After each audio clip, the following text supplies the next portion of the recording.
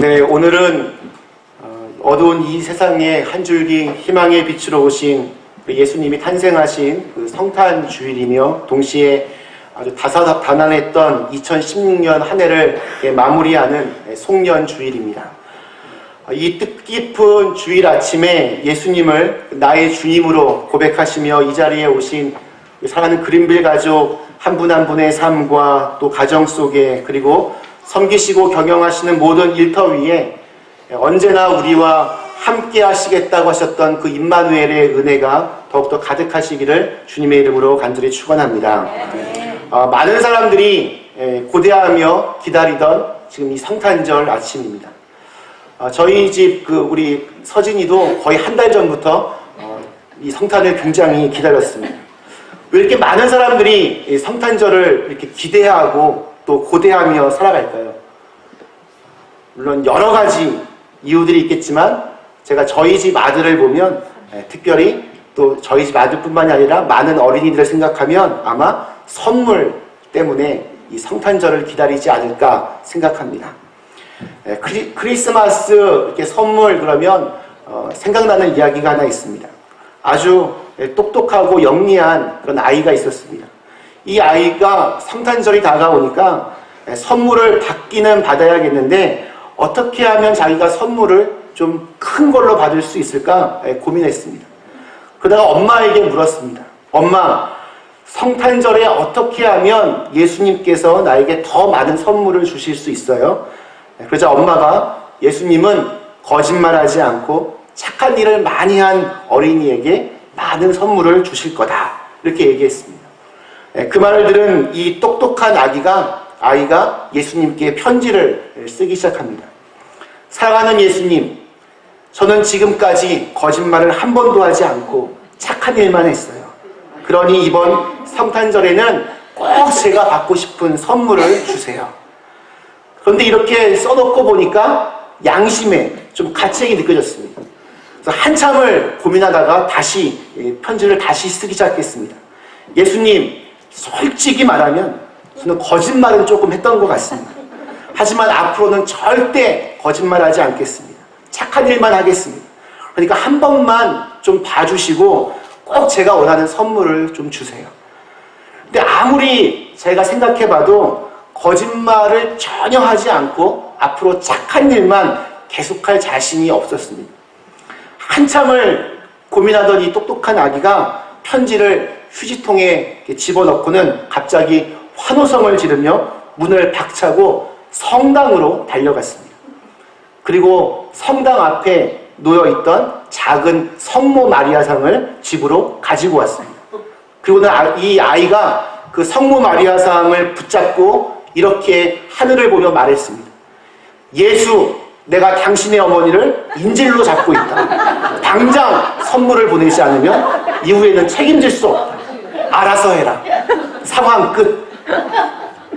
여러분 어떠십니까? 물론 누가 지어낸 이야기겠지만 성탄절을 기다리는 우리의 또 좀 왜곡된 마음과 태도를 잘 보여주는 이야기라 할 수 있습니다. 사실 언제부터인지 오늘날의 성탄절은 꼭 그 속이 빈 강정처럼 성탄절의 주인공이신 예수님은 계시지 않고 선물, 폭탄 세일, 쇼핑의 시즌으로 변했습니다. 그래서 성탄의 시즌이 예수님을 좀 더 기쁘시게 하기보다는 그냥 우리끼리만 모여서 놀고 먹고 즐기는 모습으로 안타깝게 변해가고 있는 것 같습니다. 미국에서 어떤 교수님이 학생 40명에게 크리스마스라고 하는 단어를 주고 생각나는 것 하나씩을 적으라고 했습니다. 그랬더니 많은 학생들이 크리스마스 추리, 산타클로스, 선물, 캐롤, 크리스마스 카드, 이렇게 대답을 했습니다. 예수님의 생일이라고 대답한 학생은 한 사람도 없었다고 합니다. 여러분, 온 세계에서 1년 중에 제일 교통사고가 많은 때가 언제인지 아십니까? 바로 크리스마스 시즌입니다. 1년 중에 절도, 강도 등 범죄가 가장 많은 때도 바로 크리스마스 때입니다. 심지어 1년 중에 사생아가 가장 많이 생기는 때도 크리스마스 라고 그렇게 이야기합니다. 성탄절, 크리스마스의 어원은 크라이스트, 그리스도, 그리고 예배를 상징하는 메스, MASS, 메스가 결합하여 이루어진다는 즉 우리를 위하여 이 땅에 오신 예수 그리스도에게, 그 구원자에게 감사하며 예배를 드리는 날이 크리스마스입니다. 몇 주 전에 저희 교회에 이제 격주로 이렇게 예배 참석하신 장경영 권사님 남편 우리 로버트와 함께 같이 밥을 먹다가 그분이 이런 표현을 했습니다. 오늘날 우리는 예수 그리스도를 잃어버린 채 크리스마스가 아닌 산타마스 시대에 살고 있다. 정말 그런 것 같습니다. 많은 사람들이 예수님이 사라진 성탄절, 심지어 내 안에 예수님을 잃어버린 줄도 모르고 성탄절을 맞이하고 있습니다. 성탄의 주인공은 선물도 아니고 산타클로스 할아버지도 아니고 또 흥청망청 놀고 싶은 나도 아닙니다. 성탄의 주인공은 바로 우리를 위해 이 땅에 오신 예수 그리스도이십니다. 저는 목사입니다. 그리고 이제 40대 중반을 넘긴 더 이상 산타클로스의 선물을 기다리지 않는 그런 나이에 이른 목사입니다. 올해 그 대강절을 시작하면서 제 안에 좀 이런 마음의 소리가 있었습니다. 예수님만 생각하며 예수님께 집중하는 성탄절을 준비하자. 급한 일보다 중요한 일을 하자. 그래서 결심한 것이 아무리 바쁘더라도 하루에 1시간 이상씩은 예수님을 묵상하며 기도하는 시간을 갖는 것이었습니다. 그러면 제가 목사니까 목사가 그 정도 하는 건 당연한 일이라고 생각하십니까? 저도 처음 시작하면서 처음에는 하루에 1시간쯤 따로 시간을 내는 게 그리 어려울까 생각했는데 매일같이 그렇게 따로 시간을 내서 그렇게 기도하고 예수님을 이렇게 묵상하는 것이 결코 쉬운 일이 아니었음을 알게 되었습니다. 목사님들과 만나면 제가 이렇게 자주 던지는 유머가 하나 있는데, 예수님은 이 많은 그 달들을 다 놔두고 왜 하필이면 가장 바쁜 12월에 태어나셔서 우리 목사들을 힘들게 하실까? 12월이 되면 한 해를 정리하면서 이렇게 회의도 많고, 회의가 많으면 그 회의를 미리 준비해야 할 것도 많이 있고, 또 새해를 위해서 계획할 것도 굉장히 많이 있습니다. 그러다 보니 만나야 될 사람들도 굉장히 많고 가야 할 것도 평소보다 많이 있습니다. 또 연회 본부에 제출해야 될 보고서들도 12월에 이렇게 몰려 있습니다. 거기에 이제 성탄절까지 끼어 있으니 육체적으로도 정신적으로도 참 피곤한 하루하루였습니다. 그래도 좀 꾹 참고 하루에 1시간 이상씩은 좀 예수님께만 집중하는 시간을 가졌습니다. 성탄절의 주인공이 예수님이신데 바쁘다는 핑계로 예수님을 잊어버릴까 두려웠기 때문입니다.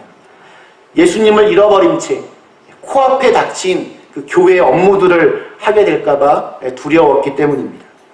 바쁘고 그런 급한 일들 때문에 정말 중요한 것을 놓치며 이 귀한 시간들을 보내고 싶지 않았습니다.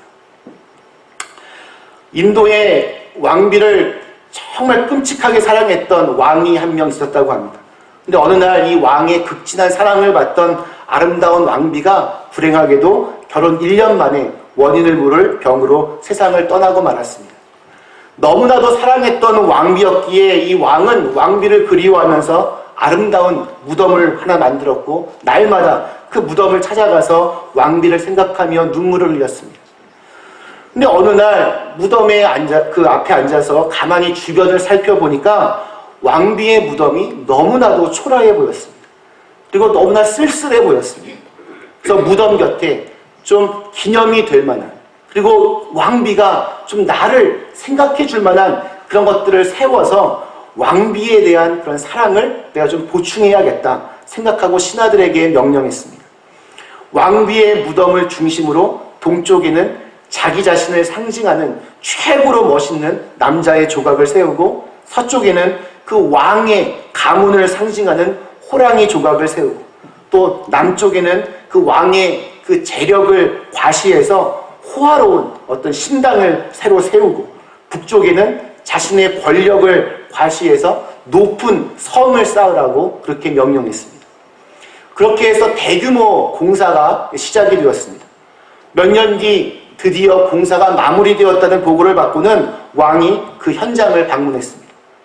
너무나도 아름답게 꾸며진 그 주위 풍경에 감탄을 했습니다. 근데 가만히 살펴보니까 그렇게 아름다운 그 묘역 위에 초라하고 보잘것없어 보이는 무덤 하나가 떡하니 중심에 자리를 잡고 있는 것이 눈에 거슬렸습니다. 얼마나 그 무덤이 눈에 거슬렸는지 왕은 신하들을 불러서 이렇게 명령을 합니다. 저 보기 싫은 무덤은 도대체 누구의 무덤이란 말이냐? 이 아름다운 곳에 저렇게 초라한 무덤이라니, 얼른 저 무덤을 치워버려라.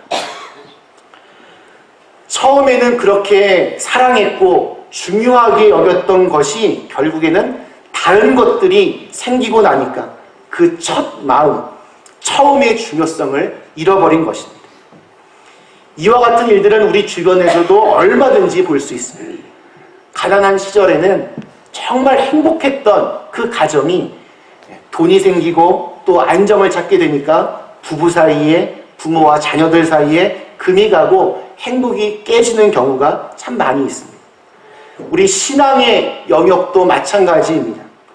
처음 예수님을 만나고 은혜를 받았을 때에는 예수님을 내 마음 중심에 모시고 살면서 행복하고 기쁨에 넘쳤는데, 세월이 점점 지나면서 자기의 의의가 드러나고 자기의 욕망이 자리를 잡고 자기의 명예가 정말 중요하게 되면서 어느 살인가 예수님은 내 마음 점차 주변으로 밀려나는 경우를 보게 됩니다. 그래서 예수님을 잃어버리고 예수님과는 상관없는 신앙생활, 교회 생활을 하게 되는 경우들이 간혹 있습니다. 일찍이 그 구세군의 창시자였던 윌리엄 부스 목사님이 이러한 말을 남겼습니다.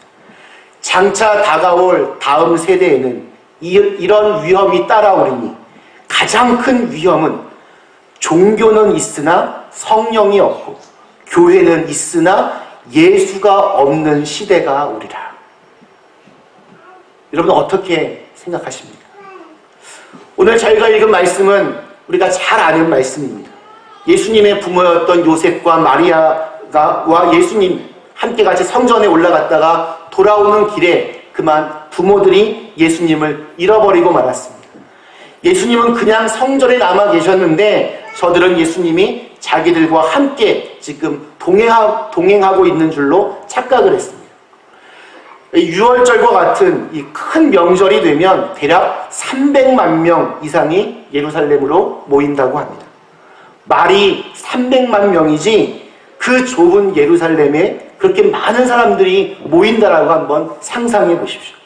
그리고 그 행사를 마치고 또 그 300명이 넘는 사람들이 집으로 돌아가는 길은 또 얼마나 복잡하고 번잡하겠습니까? 그래서 어린 예수를 잃어버렸습니다. 우리가 신앙생활을 하면서 가장 크게 문제가 되는 것 중에 하나가 바로 이 번잡함입니다. 삶이 너무 바쁘고 번잡하면 예수를 잃어버리기가 쉽습니다. 1년에 한 번씩 성전에 가는 길은 마을 사람들과 함께 가는 공동의 여행이었기 때문에 또 당시의 시대적인 분위기로 보아 요셉과 마리아는 각각 따로 아마 길을 갔을 것입니다. 어머니 마리아는 동네 그 여인들과 함께 내려가고 또 아버지 요셉은 동네 남자들과 함께 길을 가면서 이 얘기 저 얘기 하면서 걸어갔을 것입니다. 서로 예수를 챙긴 줄 알고 그렇게 갔을 것입니다. 지금 엄마와 함께 오고 있겠지. 지금 아빠와 함께 가고 있겠지. 막연하게 생각하며 하루 종일 예수에 대해서는 관심을 놓았을 것입니다. 그렇게 하룻길을 갔습니다. 예수님을 잃어버린 것 자체도 문제이지만 더 심각했던 것은 예수님을 잃어버리고도 잃어버린 줄 몰랐다는 데 있습니다. 다행히 그러한 착각이 하루였기 때문에 망정이지, 그래서 그나마 사흘 다시 고생해서 예수님을 찾을 수 있었겠지만 그 착각이 더 길어졌으면 아마 더 많은 고생을 했을 것입니다. 물론 그런 일은 있을 수 없었겠지만 평생을 그렇게 착각하고 살았다면 평생 예수님을 잃어버린 채 그렇게 살았다는 말이 됩니다. 요셉과 마리아는 예수님을 찾기 위해 다시 예루살렘으로 돌아갑니다. 그리고 성전에 계시는 예수님을 다시 만나게 됩니다. 성전에서 선생님들과 대화를 나누던 예수님을 보고는 마리아가 48절에서 예수님에게 이렇게 말합니다. 아이야, 어찌하여 우리에게 이렇게 하였느냐? 보라, 내 아버지와 내가 근심하여 너를 찾았느라. 그와 같은 어머니 마리아의 말에 예수님께서 49절에서 이렇게 반문하십니다. 예수께서 이르시되 어찌하여 나를 찾으셨나이까? 내가 아버지 집에 있어야 될 줄을 알지 못하셨나이까? 예수님이 어디 계신지 모르십니까? 어디에 가야 예수님을 만날 수 있는지 잘 모르십니까? 여러분, 성전으로 오십시오. 교회로 오십시오. 교회로 오시면 예수님을 만날 수 있습니다. 구원은 예수님을 만나야 합니다. 기도의 응답도 예수님을 만나고 예수님의 이름으로 간구해야 합니다. 그 예수님이 지금 이 시간 우리와 함께 이 성전에 계십니다. 교회에 오셔서 잃어버렸던 예수님을 다시 찾을 때 인생의 참된 의미와 행복을 경험할 수 있습니다. 인생의 모든 문제는 예수님을 만남으로 해결됩니다. 인생의 문제를 끌어안고 씨름하면서 탄식 속에 사는 사람들은 예수님을 정말로 만나지 못했기 때문입니다. 그토록 입만 열면 행복해야 돼, 행복하자, 행복을 추구하는 이 현대인들이 왜 그렇게 행복을 잃어버리며 살아가고 있습니까? 예수님을 만나지 못했기 때문입니다. 그 어떤 시대보다도 물질의 그 풍요로움을 누리며 사는 우리 현대인들이 왜 만족함이 없습니까? 예수님을 만나지 못했기 때문입니다. 여러분, 예수님을 만나십시오. 예수님을 비난하고 또 예수 믿는 사람들을 핍박했던 사도 바울이 예수님을 만나 그의 인생이 변화가 된 후에 빌립보서 4장 12절 13절에서 아주 유명한 신앙 고백을 합니다. 나는 비천에 처할 줄도 알고 풍부에 처할 줄도 알아. 모든 일, 곧 배부름과 배고픔과 풍부와 궁핍에도 처할 줄 아는 일체의 비결을 배웠노라. 내게 능력 주시는 자 안에서 내가 모든 것을 할 수 있느니라. 저는 우리 교회가 이렇게 예수님을 바로 만나서 새롭게 인생을 살아가는 사람들이 더욱 많아질 수 있게 되기를 간절히 축원합니다. 또한 우리 교회가 그러한 역할들을 잘 감당할 수 있는 교회가 되기를 기도합니다. 이 교회에 와서 내가 예수님을 만나고 내가 새로운 삶을 살게 되었다. 얼마나 근사하고 황홀한 고백입니다. 가끔 예수를 믿는 일이 어렵다고 하는 사람들을 만나게 됩니다. 그러나 정말 그렇지 않은 것 같습니다. 예수를 믿는 것은 돈 버는 일보다 훨씬 더 쉽습니다. 공부하는 것보다 훨씬 더 쉽습니다. 예수 믿는 일은 출세하는 것보다 몇 배는 더 쉽습니다. 돈은 내가 아무리 노력해도 벌지 못할 때도 있지만 예수는 내가 찾으려고 노력하는데 찾지 못하는 법이 없기 때문입니다. 돈 버는 일에 그 열심의 절반만 예수 믿는 데 쓴다면 전 누구나 다 예수님을 만날 수 있다라고 생각합니다. 문제는 예수님을 찾고 만나는 일에 우리가 별다른 관심이 없다는 데 있습니다. 예수님을 인격적으로 만나면 은혜를 받습니다. 온 몸과 마음으로 나를 사랑하시는 하나님의 손길을 여러분 경험해 본 적이 있으십니까? 은혜의 주님이라고 하는 말이 무슨 말인지 정말 경험해 본 적이 있으십니까? 그 은혜를 받기 위하여 노력해 보신 적이 있으십니까? 예수를 믿어도 어쩔 수 없다. 하는데 여러분 그렇지 않습니다. 많은 분들이 교회에 왔다가 실망하고 다시 세상으로 나아가면서 내가 예수 믿는 사람들 많이 만나봤는데 뭐 그들도 나와 똑같더라.